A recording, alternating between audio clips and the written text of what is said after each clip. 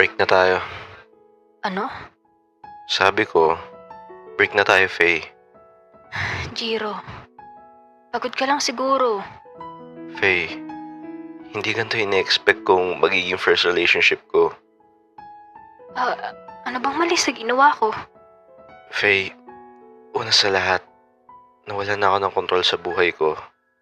Parang ikaw na lang yung laging nasusunod sa buhay ko. Pinoprotektahan lang kita, Jiro. Pinoprotektahan? O sinasarili mo ako? Hindi ka ba sa akin, Jiro? Sa'yo ako, Faye. Pero kailangan mo magtiwala sa akin. Takot lang akong mawala ka. Sa sobrang takot mo, di mo na napapansin kung okay pa ba ako.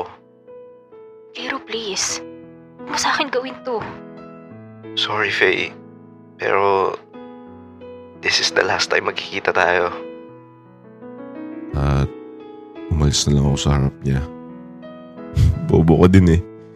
Nakalimutan ko na mag-classmate nga pala kami ng ilang buwan pa. E di makikita pa rin kami kinabukasan. Pero na-surprise ako kasi ang ine-expect ko kukulitin niya ako pagka-uwi ko nun. Pero ni isang chat wala akong natanggap. Tinanggap niya ba na ayoko na sa kanya? O nasaktan ko siya ng sobra-sobra? Ako tuloy ito nakaka-feel ng guilt. Pero inisip ko na lang na tama yung desisyon ko. Na gusto ko na maging malaya. Kinabukasan, pagpasok ko sa school, ini-expect ko na absent si Faye. Since nakipag-break ako sa kanya.